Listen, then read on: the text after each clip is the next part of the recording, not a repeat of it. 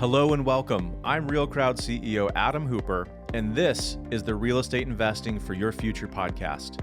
Here we explore the latest in commercial real estate trends, insights, and investment strategies that passive investors can use to build real estate portfolios that last. All opinions expressed by Adam, Tyler, and podcast guests are solely their own opinions and do not reflect the opinion of Real Crowd. This podcast is for informational purposes only and should not be relied upon as a basis for investment decisions. To gain a better understanding of the risks associated with commercial real estate investing, please consult your advisors. Our special guests today are thought leaders from the Urban Land Institute, also known as the ULI, their Chief Marketing Officer, Leslie Nagao, and Billy Grayson, the Executive Vice President of Centers and Initiatives. ULI is a global network of over 45,000 professionals in every sector of real estate development and land use, from private enterprise to public service. In today's conversation, Leslie and Billy discuss the biggest trends impacting real estate, how climate risk is factoring into financial modeling, and their upcoming fall meeting in Dallas featuring the leading minds from every corner of the real estate industry. We're also excited to announce that we'll be bringing the podcast to Dallas to share highlights from the fall meeting, and would be thrilled to connect with you while you're there. If you would like to attend the fall meeting, be sure to check the show notes for a special promo code and a link to register. With that, we hope you enjoyed today's episode with Leslie and Billy.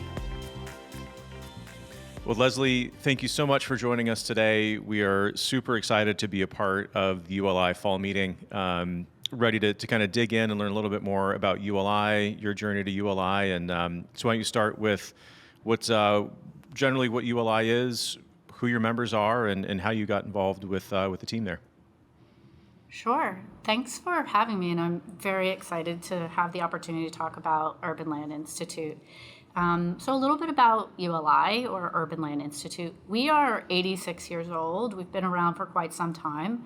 We're a nonprofit organization, globally based. We have a presence in, we call the Americas, which is the U.S., Canada, and Mexico. We also have a presence in Asia Pacific and in Europe. And a little bit about what our mission is. Our brand mission is in its highest and purest form is to shape the future of the built environment for transformative impact in communities worldwide. It's a very lofty mission, but we focus on a couple of areas to help achieve this mission. And one area is around decarbonizing the real estate sector and defining a path to net zero. The other is really being able to find solutions around attainable housing. So how do we get attainable housing, more affordable housing, and specifically for the low and moderate income households? And then the last sort of sector for us, or area of focus, is educating the next generation of real estate leaders. I know that these feel like very complex, multifaceted issues to address, but what I think is so great about Urban Land Institute is how we're really uniquely positioned to be most effective in affecting positive change in these areas. And that's because Urban Land Institute is the only nonprofit organization that is set up to be cross-disciplinary. So we have members, 45,000 members globally, that represent every sector of the real estate industry.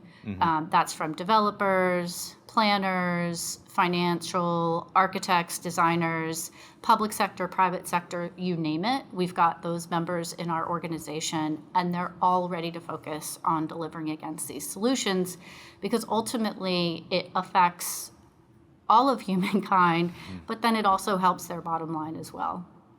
Yeah, and we've been involved with ULI throughout the years, and we've given presentations on different councils, and it's amazing how broad the coverage across the industry is, right? I think a lot of industry organizations are focused in one specialty or one business discipline, and I think it is pretty impressive to see how ULI does cross the whole spectrum of the real estate space. And so I think that's, if you're trying to tackle these problems, they're very, very large, very complex problems, to be able to have buy-in to the mission and exposure across the whole sector, I think is really, it's crucial. So, I guess, what about that mission brought you to ULI? What was that kind of excites you or gets you, to where you're doing this today? I was reading that question and I thought it's a really good question. And to be perfectly frank and transparent, I think, all of us, if we really sort of look inside ourselves, we want to do something bigger and more bigger than ourselves. And how can we really do that? And I was thinking about where I wanted to go in my career, and I've always been in marketing. I love marketing. I'm very much a marketeer, as as marketers use that term. But my passion is around brand and storytelling, and I stumbled upon this opportunity where Urban Land Institute, or ULI, was looking to find someone to head up their global membership. And I started to read more about what ULI is doing, and all I kept thinking about was, ULI is such the best kept secret, and people really need to understand how the real estate industry, with this sort of cross-disciplinary membership cohort, is affecting change, and it's affecting change that impacts all of us, that ultimately will benefit the individual. And I had an opportunity to say I could be with an organization that can make material change for the future, and I get to leverage my experience and my desire to do storytelling, which is one of the things that ULI is going to be our focus in the coming year, is to tell our story more consistently and really get people to focus on what we are doing, what our members are focused on, and why it's important that everybody knows that ULI is really trying to deliver change against these core mission areas. Yeah, and I think housing affordability and attainability is something that's been on a lot of radars for a long time. I think our industry is certainly becoming much more aware of climate issues and sustainability and decarbonization. And I guess how much of that is a marketing mission, right? I mean, just building awareness that this is an issue, right? I think I'm interested to get your take of implementation is part of it, but also we have to get people to care, right? We have to get people to understand that these are the challenges that are facing us. So how much of that is a marketing start to this much broader initiative, I guess?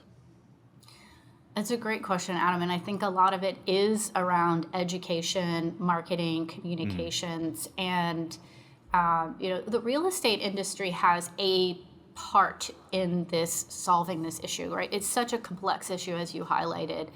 But where we can play a really key role is convening the cross-disciplinary group of individuals to say we can make more, we can leverage products that are less expensive, we can create communities reusing existing infrastructure. But what marketing can contribute to this conversation is really getting out there what we can do differently, but having people truly have a clear sense of what the issue is. I was just reading a stat the other day, and I think on any given night, and Billy will probably quote this as well, over 580,000 people are homeless on any given night in the U.S. If you think about that number and you put that in a different scale, it's like 6 football fields, 6 stadiums, and it's just amazing to me that many people are in that situation, and we are, of a country that is, we have so much available to us to sort of try to crack this problem. And I think that by telling this story in a really sort of succinct and simple way, you can really create that awareness. I don't want to say it's a PSA, but it really is. It's sort of a public service announcement that people need to see what's going on, in their neighborhoods, and how the real estate industry in a positive way is trying to solve that problem. Yeah, we're definitely looking forward to digging in with Billy here in a few minutes on those initiatives as well. So why don't you tell us a little bit about the fall meeting? Again, as we're announcing here on this podcast, we're going to be down there recording a bunch of episodes with a phenomenal list of speakers and attendees there. Bravo to the registration list. We're going through and we're making a list of people that we want to talk to. Like, oh my gosh, I don't think we can fit that many interviews in.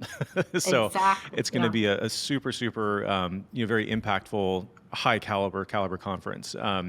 I know a lot of our listeners are either familiar with ULI or members or council members themselves. So maybe for those that aren't, tell us a little bit about the fall meeting. What's going on there? What can our listeners? How can they get involved in it? What's the program like? Well, you did a great job of sort of setting up the stage, so thanks, Adam. The fall meeting is one of our major events that we have in the year. It's in Dallas this year. It's from running on the 24th through the 27th of October. We're looking at about 5,000 attendees at this point. It's probably one of our larger attended events. So we're super excited about that.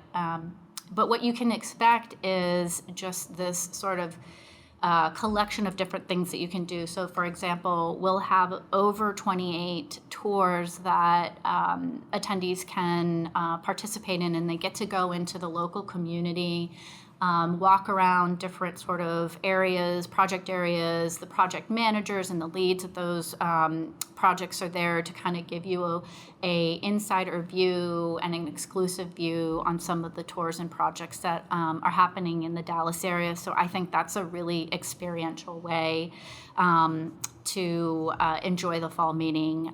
You mentioned that we have so many great speakers. We will be doing our annual emerging trends forecast. So we bring speakers in from PwC, and we have it's a moderated event where we talk a little bit about what are the trends that are coming in, the coming years for real estate. This is a really big deal for us. We also have a lot of sessions that are really member-led, and that is a really important thing to kind of highlight, is that our events are basically shaped by the input from our members. It's super unique.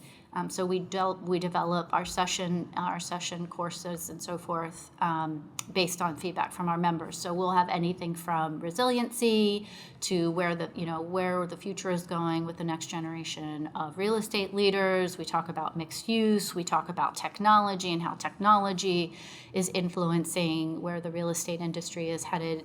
So it's just a really broad brush view of all different types of topics. And then there's certainly activities every evening that you can participate in, and we've got different affinity tracks for students and young leaders and so forth. So there's literally something, Adam, for everyone. And who's the attendees, right? A lot of our listeners are investors in real estate, passive investors in real estate, so they're maybe not in the business per se. Is there value to non-ULI members to come and check out some of the events? Absolutely. We have a lot of non-members that attend the event as well.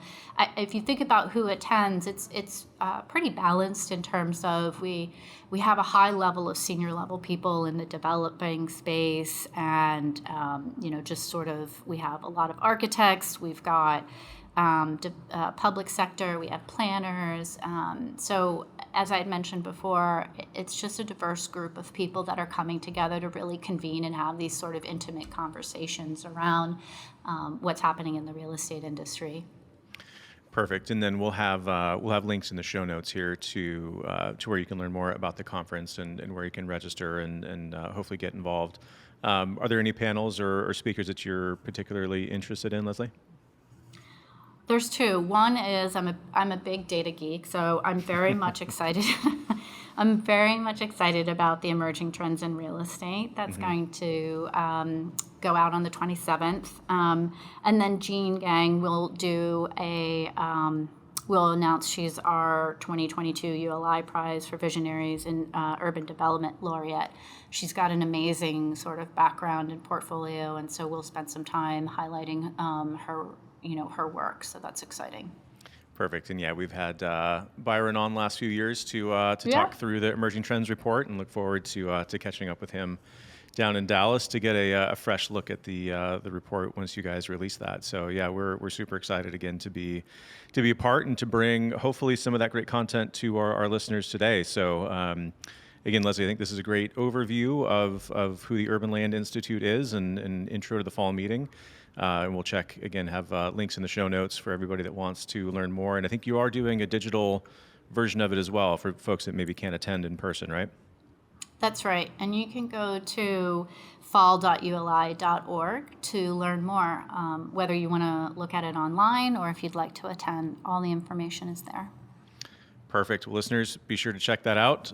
Take a look in the show notes. Go to fall.uli.org to learn more, and stay tuned for a handful of upcoming episodes with the best from the show. So, Leslie, thank you for your time and bringing this to everybody's attention, and we look forward to seeing you here in a couple of weeks down in Dallas.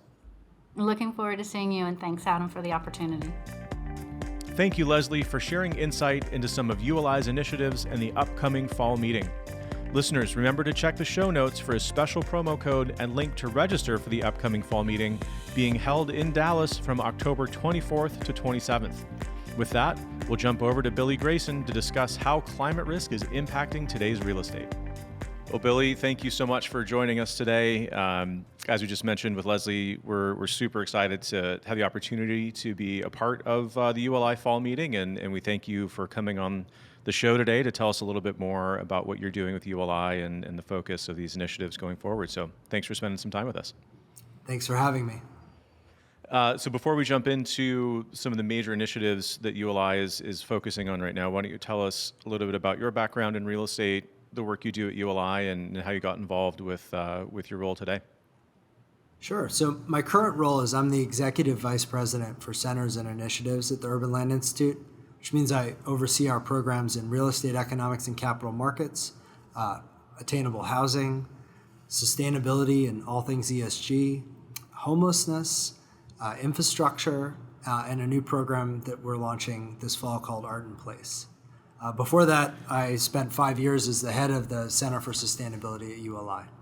Leslie mentioned as well, and I don't know if it's maybe just a semantics issue, but the attainable versus affordable housing, are those one and the same, different words, or are those different? Do you guys see those as different things?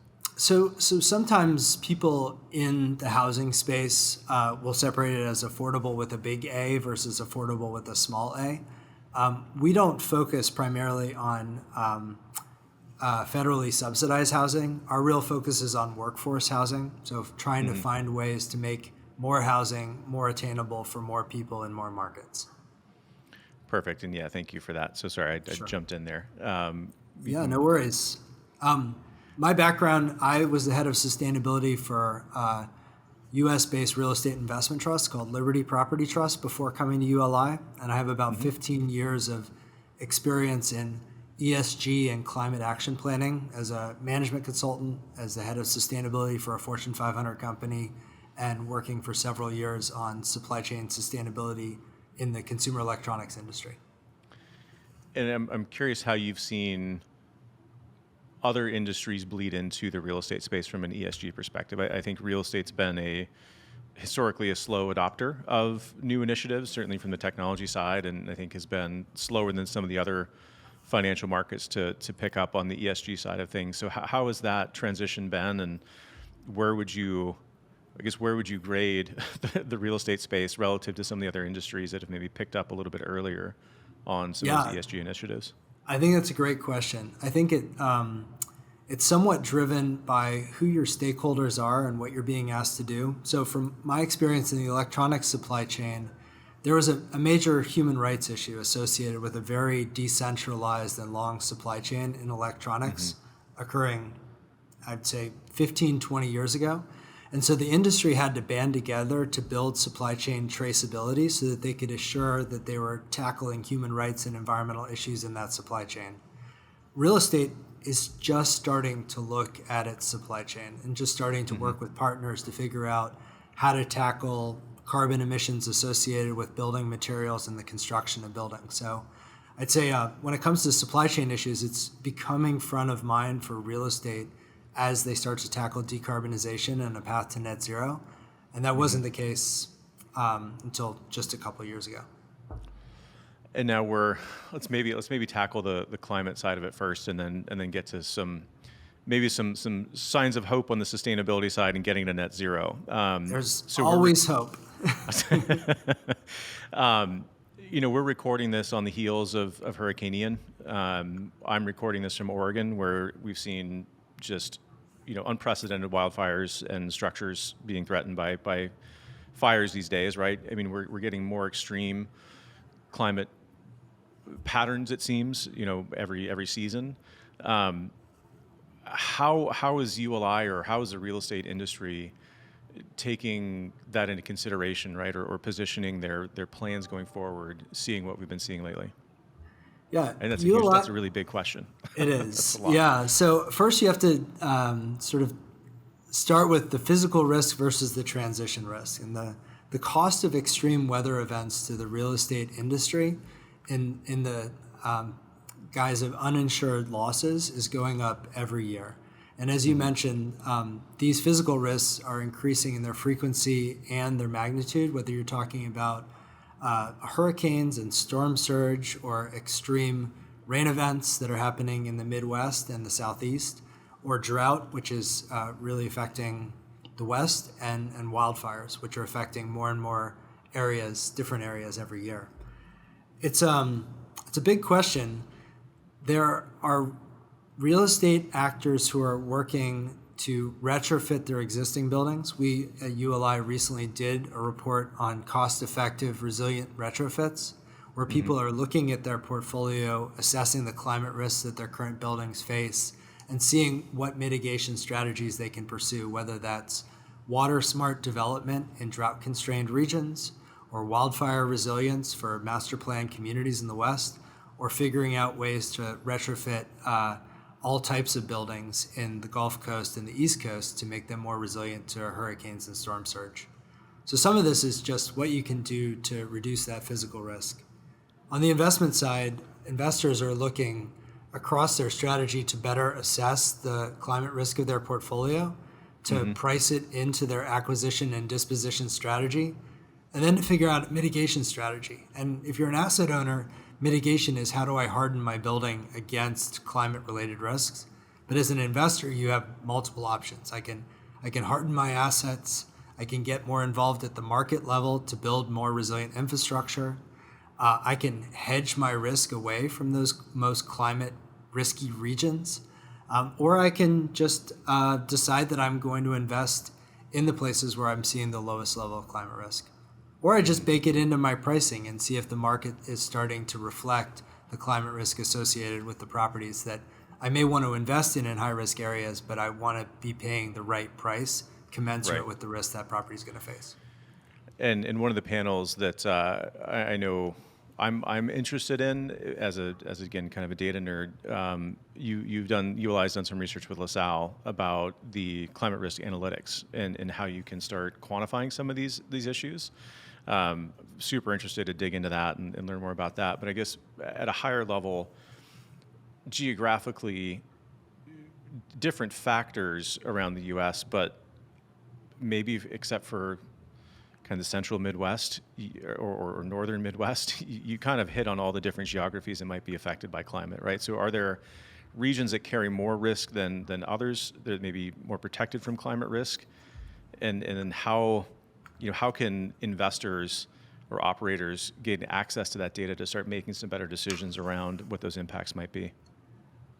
Yeah, first I'd like to say it's great that you're a data nerd, because that goes a long way to tackling climate change in real estate, being a data nerd. And it's pretty amazing the tools that have been created just in a few short years to help us better assess climate risk. I would encourage your listeners to attend that session. We're also going to have a session in our member engagement area where Nuveen is going to talk a little bit about their climate risk software and analytics strategy and what they've learned by going through this process. So a lot of great member leaders who are using multiple software companies to help them better assess and price risk. The challenge we're seeing right now is, even with the same assets, you ask multiple climate risk providers to give you an assessment of the climate risk and value at risk, and you'll get 3 different answers. So trying to figure out why that is happening and how to fix it is a big part of the report that we did with LaSalle. So you also asked about regions. I don't want this to sound doom and gloom, but no region is safe from the impacts of climate change. No region. That said, there are regions that will be better prepared than others, and there are 2 things that will make a region better prepared. The first one is that they're not exposed to multiple climate risks that could hit the same region. So, for example, the Gulf Coast of the U.S. is exposed to hurricanes and storm surge, extreme weather events.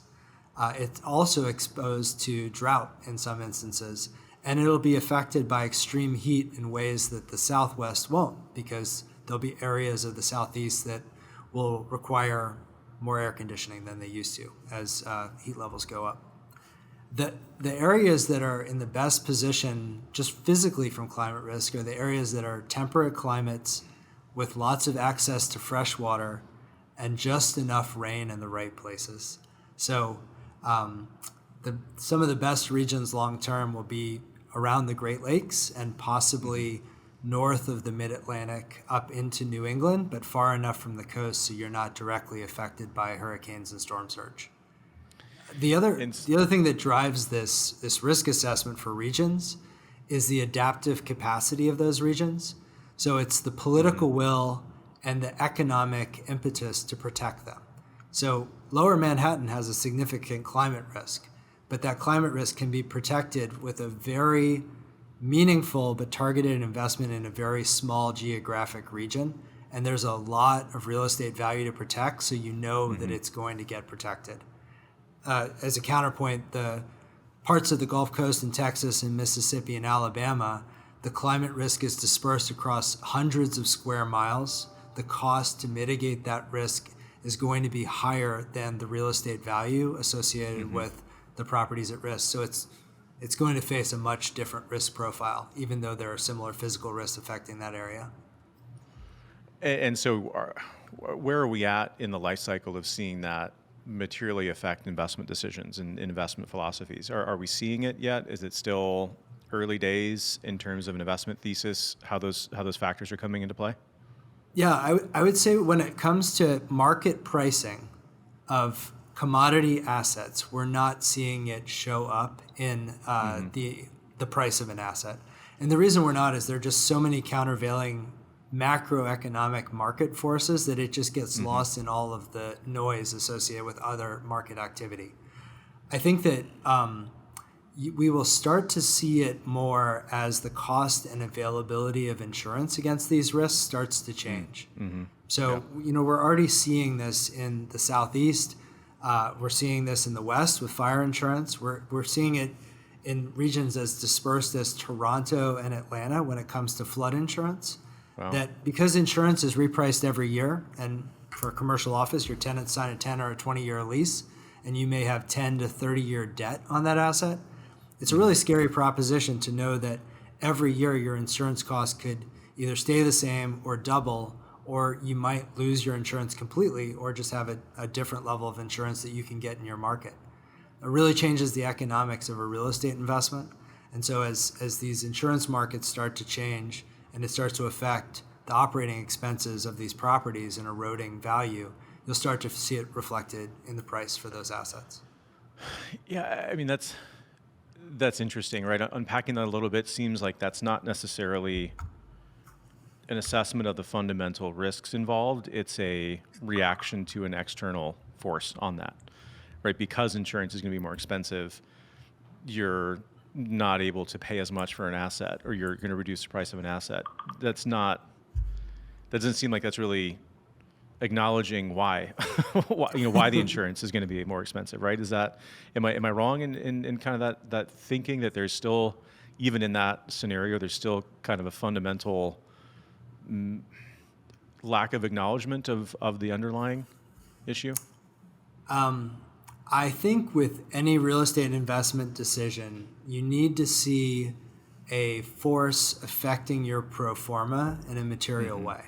And so if you are seeing a higher cost of capital because a lender won't give you the same interest rate for a high-risk property because they've started to incorporate climate risk into their real estate investment process, if you're seeing a loss of liquidity because global investors have integrated climate risk into their analysis, so the only people lending to you are the ones that haven't done climate risk analysis, and if you're starting to see tenants go to other buildings that are more resilient because those tenants have a more sophisticated approach to assessing climate risk and mitigating it in their leasing strategy, And then your insurers are starting to price it into their insurance.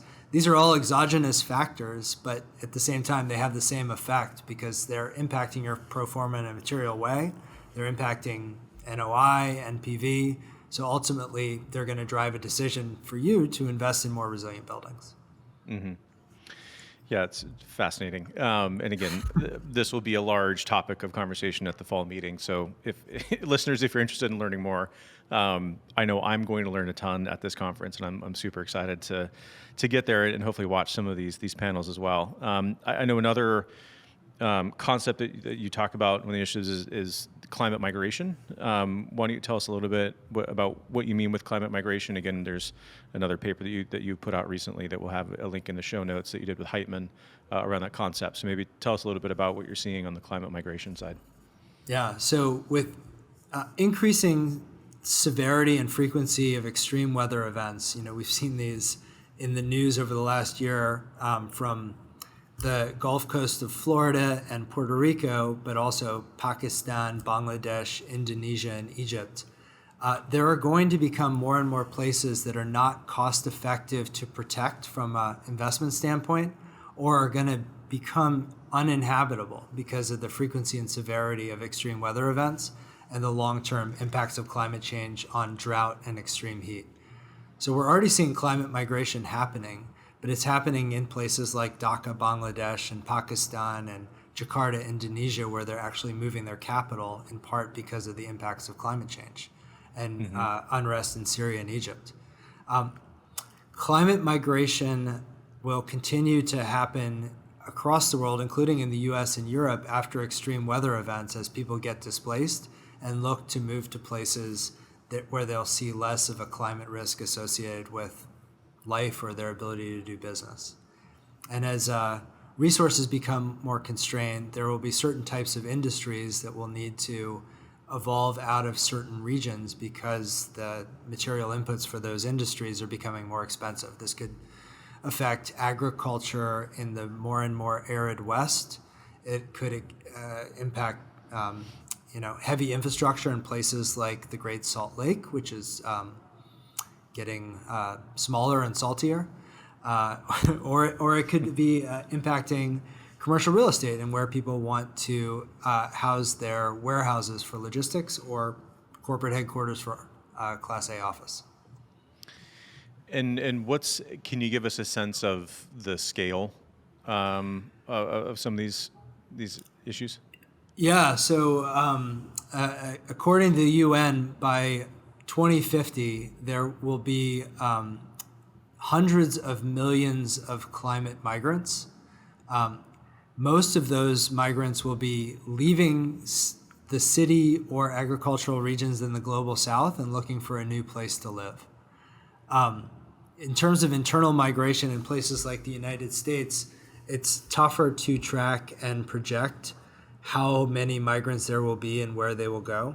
But it's going to be driven by a combination of factors. It's going to be driven by how bad drought and extreme heat get in certain regions, how frequent hurricanes and wildfires get in other regions.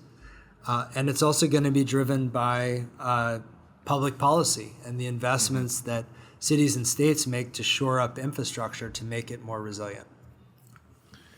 And is this, you mentioned by 2050, I think when we look at the challenge of just mentally wrapping your head around the complexity and scope and scale of these issues, it's easy to feel like that's something to solve at a later date, right? Like how much of a now issue is this? And if it's as now as I'm assuming it is, what are some of the things that can be done at a local individual scale to start having an impact on these challenges?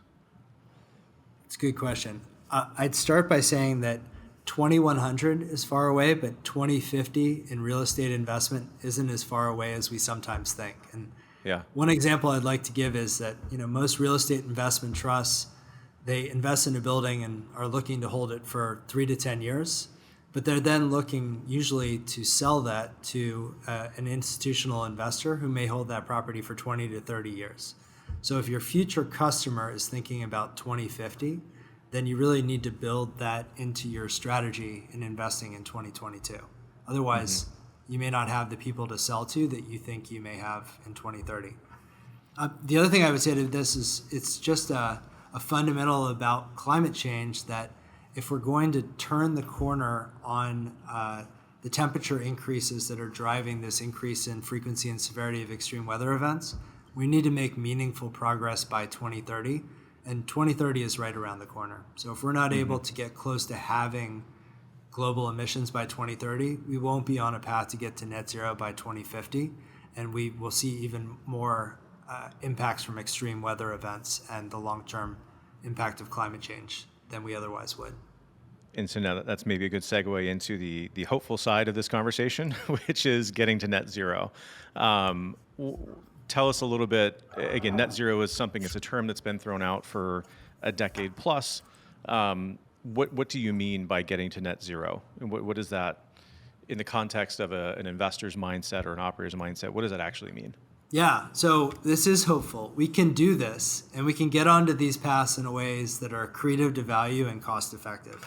The net zero definition is still evolving, but essentially it means that you have a building that on an annual basis only uses as much energy as it can produce through renewable energy, either being generated on-site or off-site. So the net greenhouse gas emissions for that building on an annual basis is zero. So buildings can get there in a lot of different ways. The best first step is energy efficiency, investing in energy efficient mechanical equipment and lighting and figuring out ways to run your building more efficiently. And then the next step is electrifying anything in the building that uses fossil fuels. That's often a more cost-effective step, and it's harder to capture the return on investment, but it's an important step on the path to net zero. It also will make everything else that you do on that path to net zero more cost-effective. And so that's from an ongoing operations perspective, right? Yep. What about the actual carbon cost of construction, right? Of the materials of the supply chain to get to that you were talking about before, right? The understanding supply chain. There's a lot of production that goes into building a building, right? So I guess maybe how do you look at that differently from a new build, ground up development versus a retrofit of existing? Yeah, so up to 50% of the carbon that's going to be generated over the lifetime of a building comes from that embodied carbon, the carbon from building materials and construction.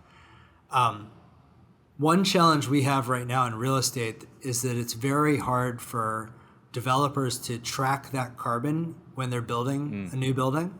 And it's even harder for people who are buying that building to account for that embodied carbon if they didn't build the building and they're selling it to somebody who didn't buy the building. The other challenge that we have right now is from a federal, state, and local regulatory perspective, with the exception of California, nobody is really regulating embodied carbon as part of a building's journey to net zero, whereas over 30 cities are regulating the operational carbon associated with those buildings.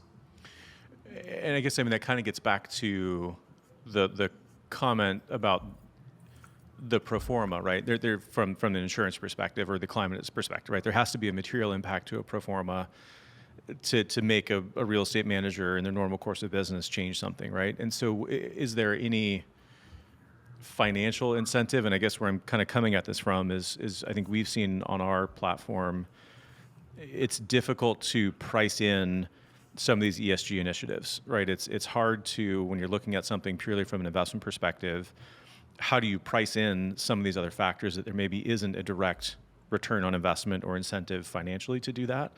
So I guess how does that play into the decision making of operating an existing building with a retrofit or going above and beyond when you're looking at developing something? What are the financial incentives or impacts of looking towards a more net zero future? Yeah, so ULI did some research on embodied carbon about 3 years ago, and at the time, we couldn't find that incentive to drive lower embodied carbon in a material way. But what we did find is that it often costs nothing or only slightly more to reduce the embodied carbon of new construction and major retrofits from existing buildings just through using what we do every day with reduce, reuse, and recycle.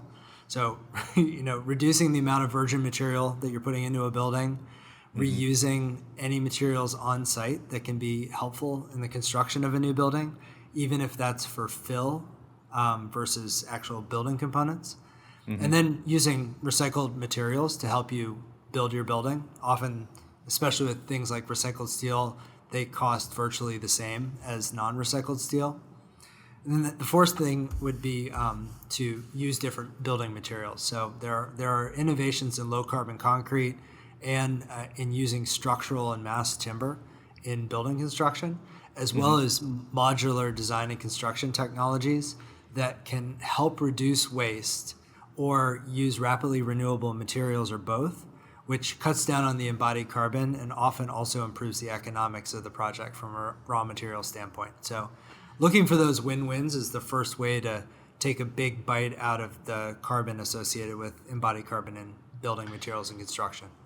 Yeah, and the point you mentioned earlier too of the buyers of these projects on the tail end when you take it full cycle, right? If they're going to be looking at this and considering it, you better be building it with that in mind, right? you better be planning for that, because if you go through and you execute and your project is for sale next to one that maybe meets some of those initiatives or has that integrated into its systems, at some point there's going to be that's going to be a more attractive purchase for the person that's looking out much longer term than maybe we are today. So I think that's an important piece too. That's interesting. Yeah, on the operational carbon side, we're already seeing this show up in operating expenses because some of the leading cities have fines for non-compliance with their climate action plans, and some of these fines are fairly significant. So, for example, in New York, if you can't meet local law 97 by 2024, you could be looking at a fine of $1 to $3 a square foot a year. And in Washington, D.C., with our Building Energy Performance Standard, if you're not hitting that by 2026, you could see similar types of fines. So that's something that's pretty easy for a real estate investor to build into a cash flow analysis. And again, if you have two buildings side by side, one is complying and one isn't, you put a cap rate on that $1 or $3 a square foot, and then you really do understand what the value is of a lower carbon building. Yeah, and I guess that gets to the carrots or sticks, right? Are you which side are you looking at it from? And it seems like there's maybe there's going to be some more stick wielding by regulatory bodies, and I mean, I guess where do you see that coming into the picture from a regulation or maybe even down to regulatory incentives rather than the sticks? Yeah, we're going to see more carrots and more sticks, and we need both. I mean, ultimately, we need a high-performance building code that everybody needs to meet for new construction. And we need to hit reasonable climate targets over time for all building types in all regions. It will help us get to net zero quicker and more cost effectively. But, not all owners will have the same ROI for making investments in this energy efficiency and renewable energy technology. So figuring out ways to incentivize this, especially in hard to decarbonize sectors like multifamily and affordable housing or public buildings, is going to be a really important part to getting to net zero. Like having and training the technical expertise to do the energy audits and to source and build the technology to decarbonize buildings is something that the industry can't do on its own. And so the government's going to need to invest in that. And then being able to subsidize the technology that's going to help us make the most progress to net zero, especially technologies that might be uneconomical in some regions and some building types, like electrifying a gas multifamily building in the Northeast. Those are going to be things where incentives are going to need to be combined with regulatory enforcement to get us to net zero cost effectively. Okay, so you heard it here first, folks. More carrots and more sticks. So we'll keep an eye on that. Yeah, and along with the carrots and sticks is transparency. And we're actually having a session at the fall meeting that's going to be a deep dive on the new SEC rules around climate disclosure. This is going to be a critically important part of what decarbonization and a path to net zero looks like for the industry, as the SEC requires all public companies to disclose Scope 1 and 2 emissions, and possibly Scope 3, and possibly climate risk associated with their real estate portfolios. So it'll be a interesting conversation with real estate developers and investors about what that's actually going to mean for their business strategy. Perfect. Well, Billy, I know you've got to get going here, so maybe as we wrap it up, questions we always ask on the show as it relates to real estate. I feel like we've talked about a few of them today, but what keeps you up at night as you think about the future of real estate? Yeah, embodied carbon. You asked me about that. I don't know how we're going to tackle this 50% cost effectively as an industry, but I know it's incredibly important. And then converse to that, what has you the most optimistic about the future of the real estate space? There is.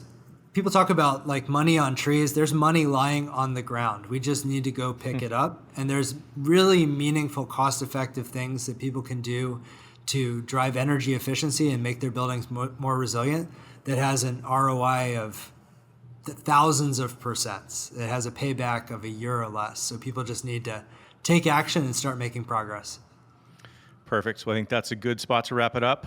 So maybe let listeners know how they can learn more about all the work that you guys are up to with ULI.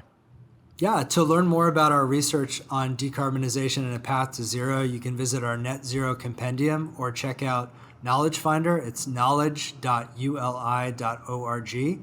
And please come to our fall conference, October 24 to 26 in Dallas, Texas. Got more than a dozen sessions on climate change and ESG topics. Perfect. And listeners out there, we will be at the show doing some interviews, and we'll bring the best of that to you here on the podcast, but definitely recommend you check it out as well. Look for links in the show notes or go to fall.uli.org. And Billy, thank you so much for coming on today. Really appreciate the conversation and the time. Yeah, thank you for having me. All right, listeners, that's all we've got for today. As always, send us a note to podcast@realcrowd.com with any question or comments. And with that, maybe we'll see you in Dallas.